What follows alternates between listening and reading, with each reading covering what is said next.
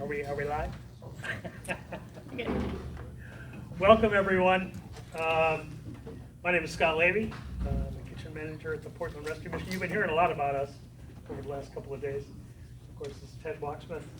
He runs the harbor, which is our men's recovery portion of the Portland Rescue Mission. And we're here with Carrie, who runs the women's recovery portion in the food service division. And then our friend Chris, who also is Ted's right-hand man at the harbor. Today, if you don't have a packet at your table, and there's a packet at an empty table, feel free to steal it. But today I wanted to talk about, well, first things first, I just want to thank again Ira and Abby for having us here again. It's such a privilege to be here. I look forward to it every year. It's a nice break from downtown Portland. And I get to meet such interesting people doing such fantastic things. And of course, I get to see the students again for the second time.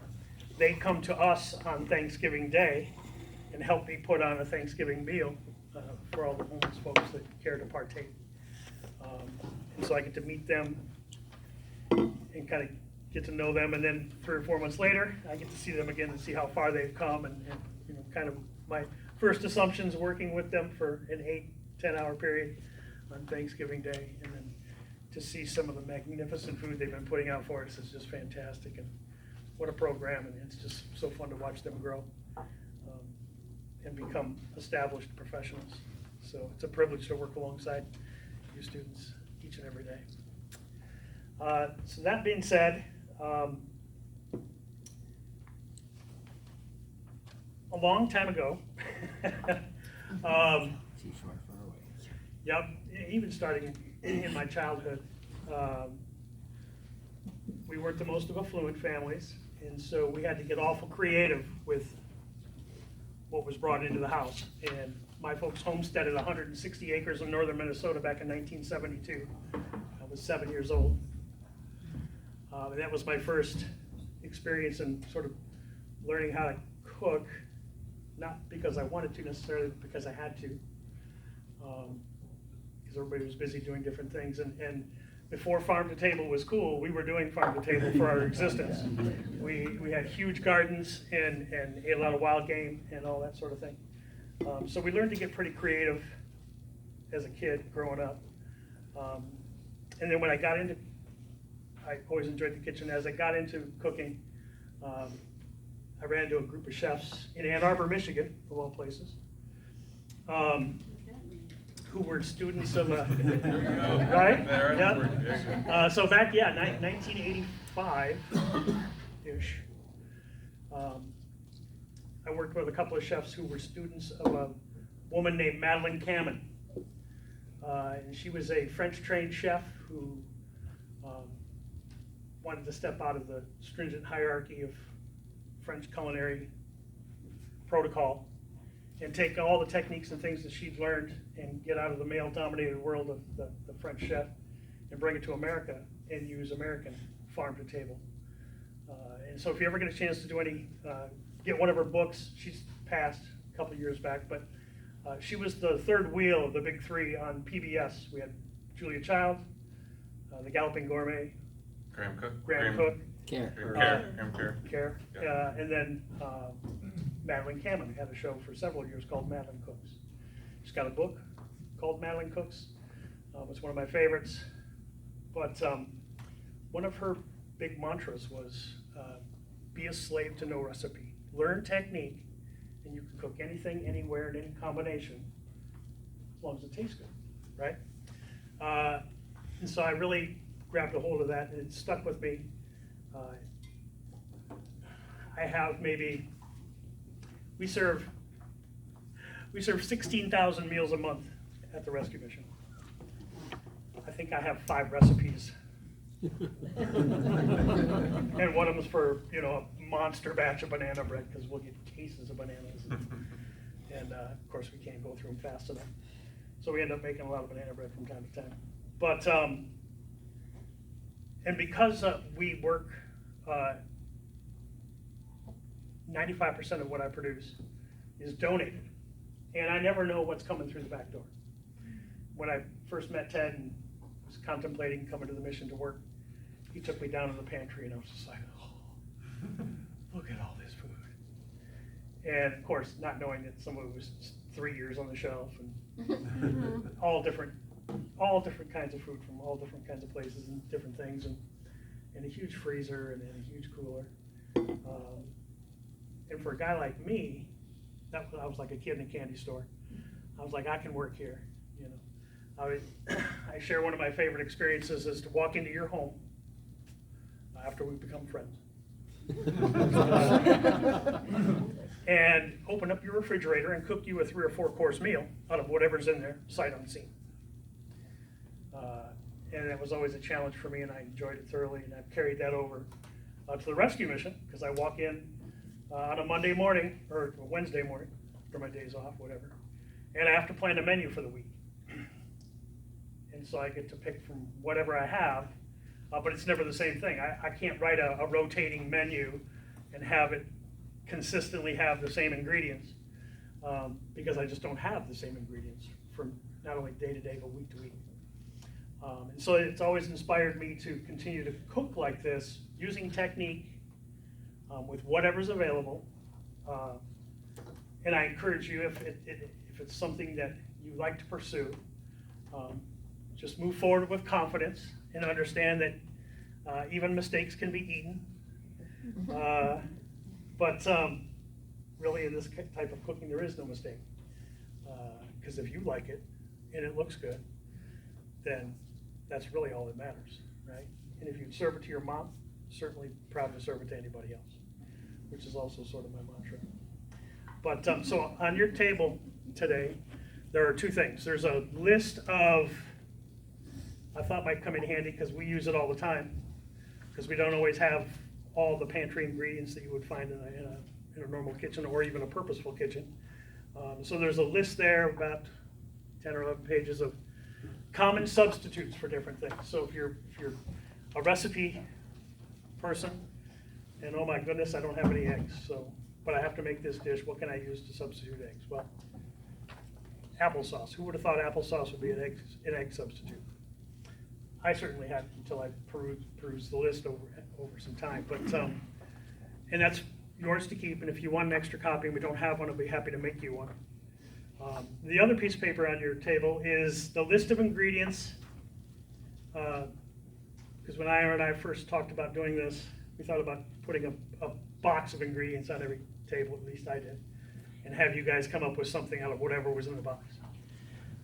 It was the first, inspired by the first food competition I ever won. As a teenager, we were sent into this big hall, me and probably 50 other students, and given a box. And you make whatever's in that box to the best of your ability and present it, and then you're judged and graded on it. Do you remember what was in your box? All salad. It was all salad stuff. Salad. I know. Some people just had all this really cool stuff, and I'm going, it's a salad. Is that? Okay, well, you know, best foot forward. Yeah. Well, I won the competition. Because I knew the proper techniques on how to present a salad. And what that looked like, starting from a base to the ingredients, to, you know, and then you had to minimize waste. I tucked all my waste underneath the salad, probably cheating, but didn't matter, I won. I was pretty happy about that. But so I had to come up with something and make it look gorgeous without ever having seen it before. And having some success at that, I just grew in confidence knowing that if I learned flavor combinations, if I experimented with things, if I did things that were way out of whack, or what seemed like it was way out of whack, and then convinced people to try it, and they were like, oh, what a great combination, never would have thought of that, right? So I just encourage you, depending on what situation you're working in, whether it's like us, where you don't know what you're gonna have from day to day, or whether you have a menu that's going to be standard for any particular amount of time. If you're anything like me, the same old thing gets boring awful quick, right? And so any way you can work to try and make things a little different, interesting, obviously keeps everyone engaged and always makes for a delicious meal. So the list, so I got off track there. The list there is a list of ingredients. Ira said, I've got stuff in my freezer, and I was like, well, what do you got? And he listed off a bunch of things. I said, well, I'll tell you what, let's work with duck. And he said, cool. And so from there, I put together in my own head, obviously, because I had to prepare this, but I put together a list of all the things that I'm using today. And I'd like you all to just maybe have a quick discussion amongst yourselves and come up with some ideas with those ingredients as to what comes to mind for you. I'm not going to tell you exactly what we're doing, but I'm sure between everyone here at the tables, you could probably come up with some interesting ideas on how to prepare a single meal, presented however you like, out of all those things in combination. And the only trick is you have to use all the ingredients. How long do we have? A couple minutes. I'm going to keep chattering while you guys see 'em all? do that, and Ted's going Should I to read them out loud? get some things warmed up, and we're going to start Whole cooking. duck, So, mixed greens, bell peppers, scallions, Roma tomatoes, lentils, Do you want me to start? assorted fresh, Sauce. something, herbs maybe, red wine, butter, honey, vinegar, olive oil. assorted fresh herbs. Sorry, yeah, I ran out of space there. Yes, there's butter. Okay, As you guys are talking to, I'm going to just mention that jump in anytime. when I first heard about the Portland Rescue Mission, what came to my mind You could do a salad with the lentils. was the old as a adage, topper. it's a big soup And you can kitchen. make a nice vinaigrette And right there. And back then in you've my got- day, you've got the bell peppers prior to and my day, scallions and mixed greens. when you thought of feeding homeless people, Well, you thought of people sitting in line in a soup kitchen. I was thinking about Church if you would had put your together a duck soup and you're line. gonna do sweet, maybe throw the bell. And one of the bell things that peppers. I wanted to do Yeah, was you could throw change some what that tomatoes looked in there. like. You got the acid. Um, And you could do a little sauce pepper underneath the duck with your glaze on the duck. Yeah, Be kind because of the cool. glaze is And the scallions would be a nice little garnish with all that red and brown. Yep. That's how my bread works. Yellow bell peppers. I was thinking the colors. It doesn't say, so we can say that we got bell, we Get a paper got towel. yellow and red and green. Green. Okay. There we go. We can say we have yellow and green and then use the Romas as our red. Yeah, there we go. Color presentation. When in doubt, cheat. Do we need to rewrite these so we kind of Whatever you do, if you'd like. I have one. So we want to go ahead and just say like kind of our a categories? honey, Yeah. honey butter Butter, hold up. throws it down his forearm, bounces it on the table. glaze. Yeah, great. Roast duck. Yes. What are some of the first ideas I'm hearing or seeing? On What's that? sauteed Pan bell roast? Bell peppers. peppers, yeah. And then we're gonna take the Roman tomatoes and reuse them. And Okay. And tomatoes. tomato. And then we make a salad. Well, we go, yeah. We can do, Make a green duck and smoothie? orange. Yeah.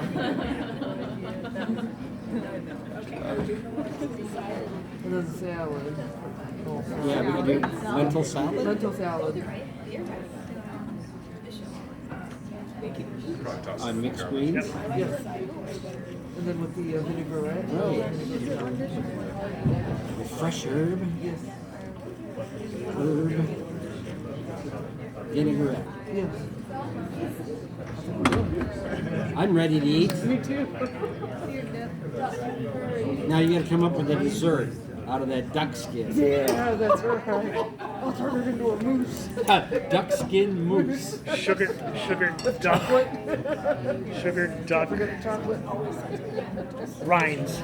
Sugar duck rinds. Oh yeah, we could have Pork rinds? roasted Pork rinds, yeah. sugar Roasted duck sugar rinds. Duck rinds. rinds. Yeah, there we go.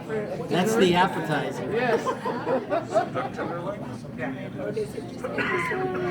Oh gosh, it gets deep in here. We're not even in the kitchen. I don't think we're gonna be laughing yet. Well, this is so much fun. Yeah. I had to do the assignment like this. Okay.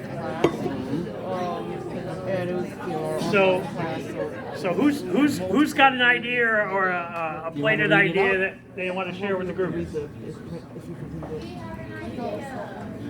this. Stand and be heard. Stand. Okay, so we would bake the whole duck, and then we would have a salad on the side with the mixed greens, the aroma tomatoes, and then we make our dressing with the honey vinegar and olive oil. And then we would make a lentil soup, and we would toast or sear the scallions and bell peppers, and then top with red wine at the end, and then puree it into the lentils. I like it. That's super creative. I like it very much. Yes, Dave? We're going to start off with the sugar roasted duck rinds as an appetizer. We're going to have a honey butter glazed roast duck on sauteed bell peppers and tomatoes with a green onion garnish. Green onion scallion fans like you guys put away. A lentil salad on mixed greens with a fresh herb vinaigrette.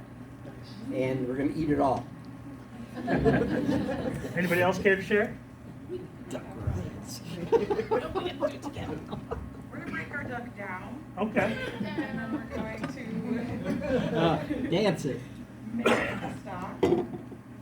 We assumed we could have some water. We added an ingredient. Water's good. Yep. Agwa's free. With the ends of our scallions and then any kind of leftovers from herbs or whatever. And then use that with our bell pepper and aroma tomatoes blended to cook our lentils in. And that'll be the base. And then we were doing a red wine reduction, seared duck, and then a side salad with leftover bell peppers and tomatoes. And make a red wine vinaigrette. Nice. Nice. Fantastic. Those are all amazing ideas. And they'll all be fantastic when you make them. Because hopefully they'll inspire you to, even if you don't have duck, you can use a chicken breast. Or if you don't have chicken, you can use beef if you like. Really, there are no rules in this game. And there's no rules in sort of the way I go about things at the Portland Rescue Mission. It's like, if we've got it, we're going to do our best to make it edible and presentable. Not only for the guys who live there, so we have a group of men who just live there for a period of time, anywhere from 3 to 6 months, as they sort of hit the reset button and attempt to start to build a new foundation and find some housing and maybe a job or whatever that looks like for them after a tough row on the streets. But we also serve, and that program's 40 men when we're at capacity. We feed them 3 times a day. Then we also serve.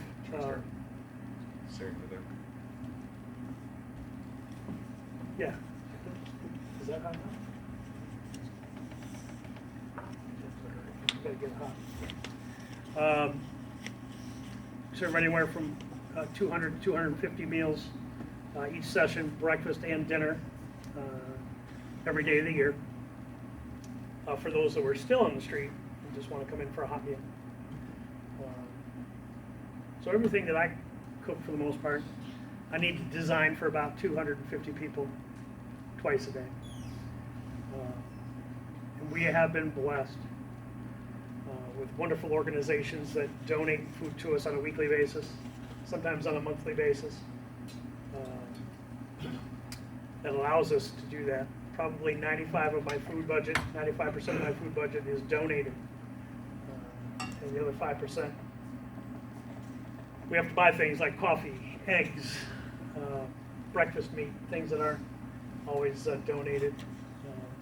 As far as produce, center of the plate items, and starches, all that, we take whatever you give us, and go from there. So what Ted is starting to do is what I came up with all these ingredients of things that I had laying around the mission, things that Ira had stuck in his freezer, and that is a warm lentil salad over a bed of mixed greens. We broke down the duck. The legs we will use for a confit, for a different entree. In this instance, we're just using the duck breast today. And we're going to pan sear the duck breast and then make a red wine and butter reduction of vin blanc with fresh sage. The lentil salad has my scallions, peppers,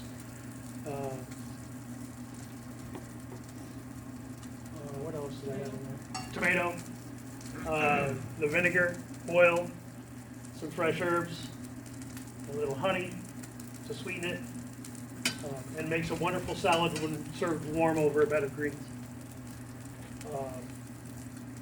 Inspired by some early chefs who used to do duck and lentil appetizers for a restaurant I worked at.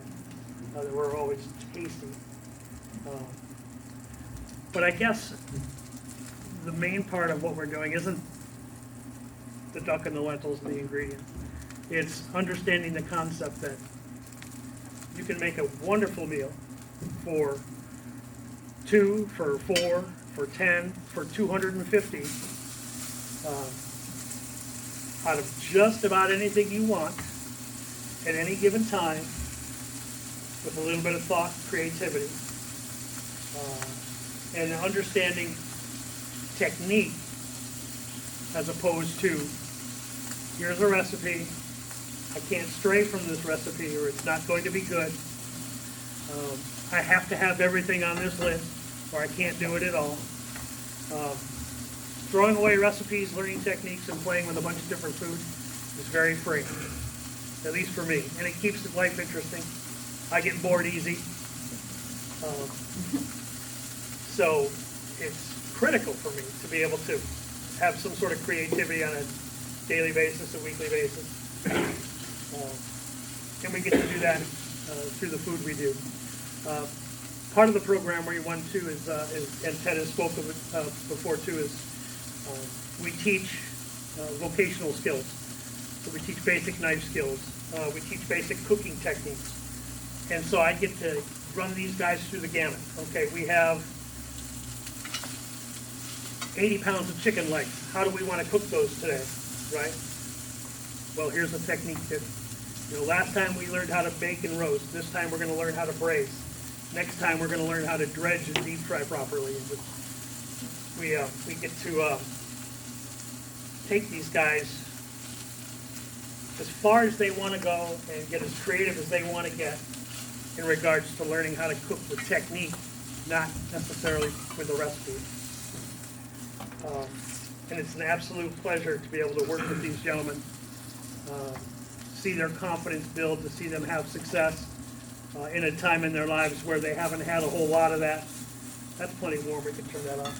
Okay. Just let it cool down.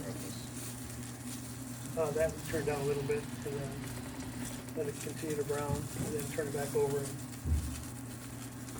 We have to, right now it's rare. Yeah. We want about medium rare.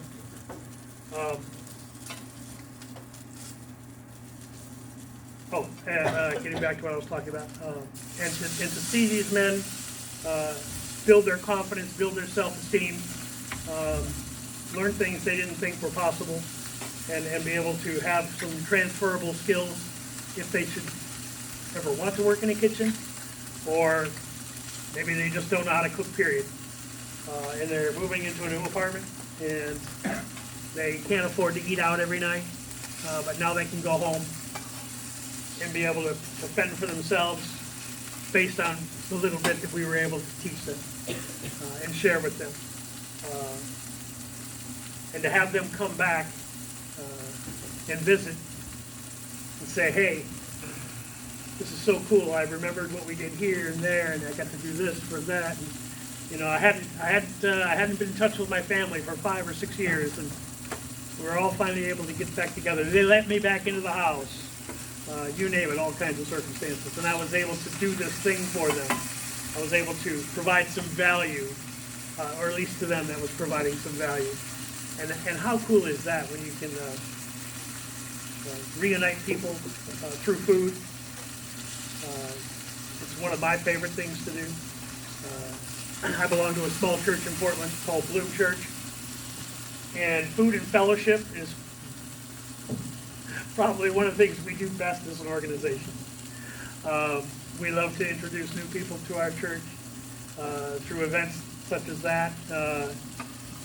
We get together on a regular basis, even just as a group, over food and have fellowship. And I don't know, my earliest memories as a child were sitting around my grandma's kitchen, wanting to lick the spoon, but knowing I was going to have to chop some onions or nuts to be able to have the privilege to do it, right?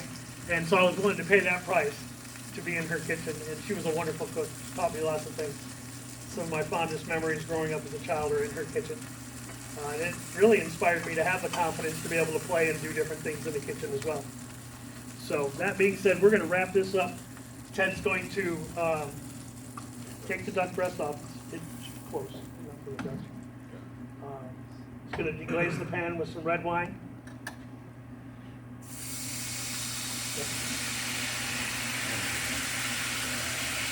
A little bit more. There you go. Just a little bit. Just sprinkle in a little fresh sage.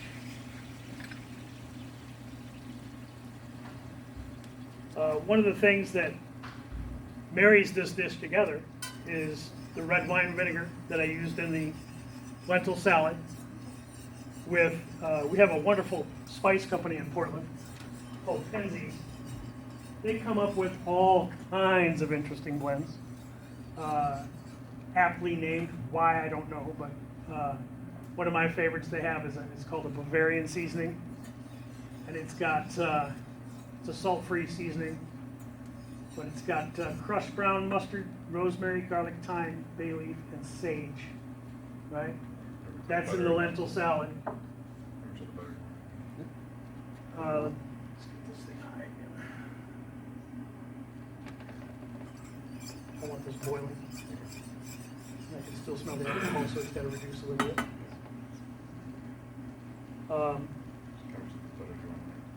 We'll use the whole thing. Yep. Lost my train of thought. Oh, so I've got sage in the salad in my spice mix. I've got sage in my red wine reduction. Sage and dark red meats marry well together.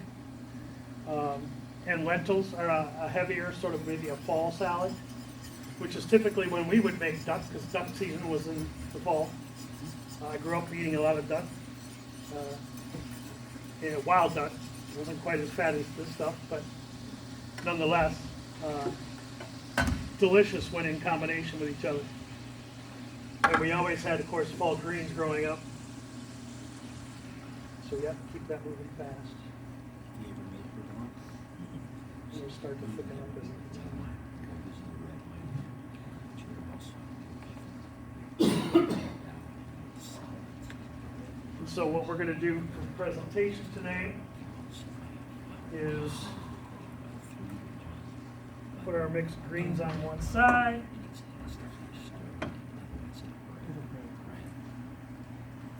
Top with a warm lentil salad. In a perfect world, I'd have a ice cream scoop. It might be a little prettier. But I'm more of a flavor guy than a visual guy. But I like the colors in this dish. And I like warm lentil salad. It's my personal preference. Cold lentil salad is just as good.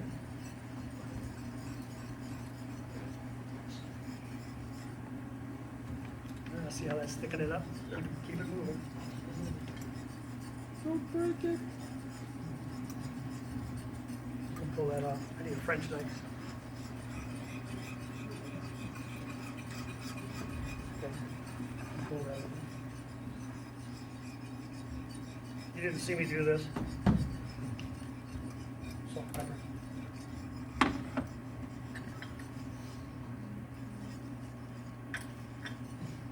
So we have season to taste. It's a nice light, earthy sauce that goes right over duck.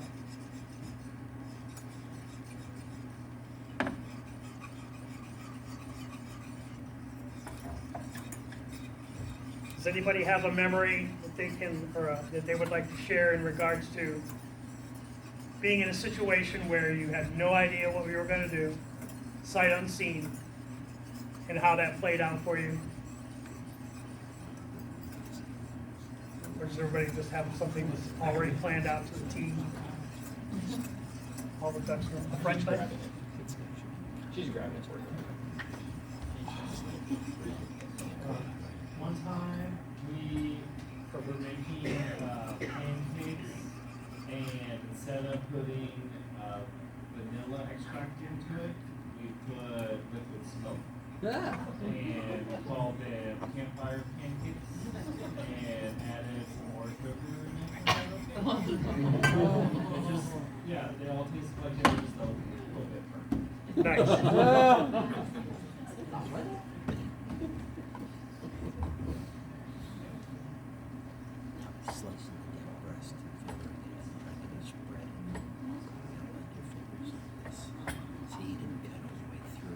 Take our duck breast, splay it out a little bit. Drizzle with our vin blanc.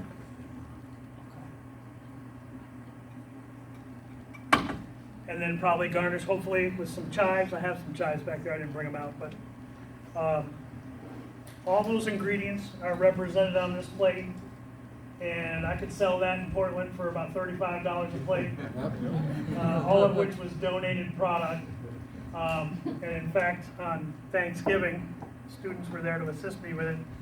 We served all our Connect men braised duck breast, along with, I got 8 cases of ducks donated, whole ducks. So what am I gonna do with whole ducks? In a soup kitchen, right? That old adage, soup kitchen. Well, we're not a soup kitchen. We're the furthest thing from a soup kitchen. I've served everything from braised duck to prime rib, to baby back ribs, to the harbor has a huge smoker. I smoked Brian smoked a half a dozen whole turkeys the other day. And we did a smoked turkey Alfredo for 300 people. I didn't pay a nickel for any of that food. It was all donated, and with a little bit of technique, a little bit of love and some energy, you know, we're able to produce meals that we can be proud of, that we serve our families, that keep the lines going around the block when it comes time to serve at the Portland Restoration, because they know they're going to come and get a balanced meal. That's the other thing, you know, we work really hard with all those donations to put together a balanced diet. Most of these people obviously don't eat well, different stages of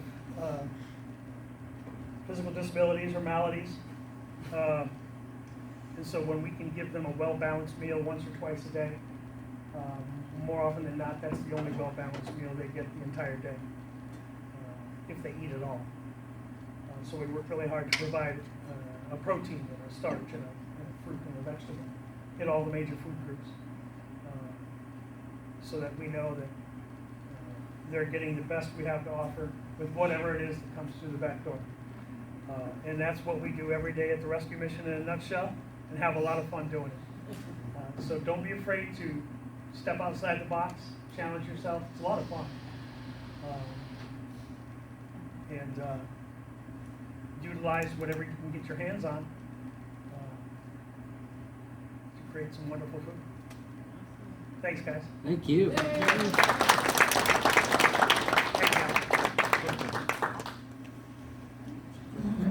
Any questions? I have a question. Do you often, I know this is for demonstration purposes only, but do you often get donations of wine, and are you able to cook with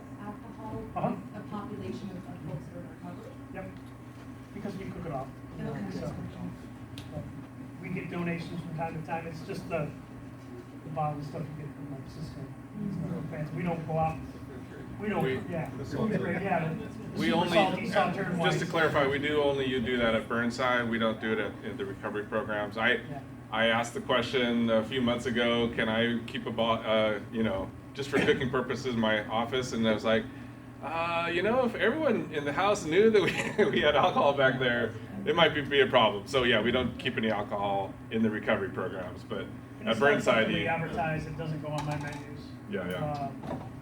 I do a lot of baking at Shepherd Store, and we have vanilla, which has alcohol in it, in a locked box in a locked closet that is only open while I'm baking and is closed immediately after I'm done. So you do have a little bit, yeah. Yeah, Tiny. because it has been a thing. Yeah.